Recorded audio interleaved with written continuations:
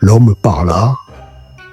La poussière étouffait sa voix dans le volume restreint du vestibule. L'homme s'appelait Donald, et le vestibule était un passage secret. De moins en moins secret, déplora Donald, qui avait bien servi pendant la guerre. Il communiquait par de nombreuses issues avec le réseau des boutiques et arrière-boutiques du passage, et longeait intimement de nombreux appartements dans tout le pâté de maisons qui s'étendait jusqu'à la rue de Berry. Parfois même en traversait certains. En effet, Donald brandit un passe 30 mètres plus loin. Entre deux portes discrètes, ils traversèrent prestement une cuisine ensoleillée où mijotait un fricot solitaire, pendant qu'une voix dans la pièce à côté criait « Robert, c'est l'heure !» Puis ce fut à nouveau le silence et la nuit. Plus loin, entre deux autres portes, ils franchirent un placard à balai, derrière la troisième porte duquel un homme cria en espagnol son amour pour une femme. Puis le silence et la nuit.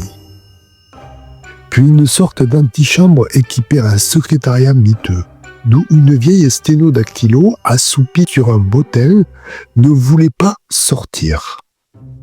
Ils durent se résoudre à passer devant elle, sur la pointe des pieds.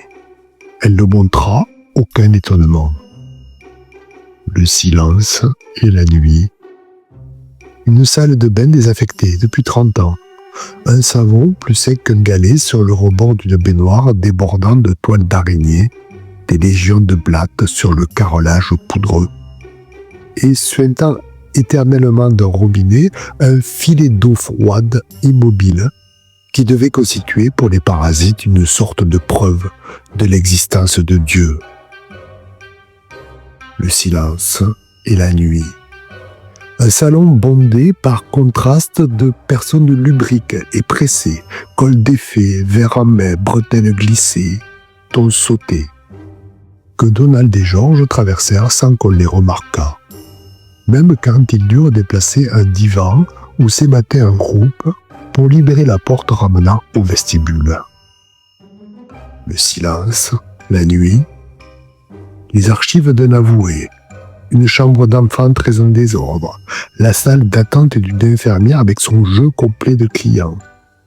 Enfin, le soleil froid de la rue de Berry, par le sas embaumé d'un dépôt de fleuristes devant lequel stationnaient deux mobylettes Peugeot bleues fumées.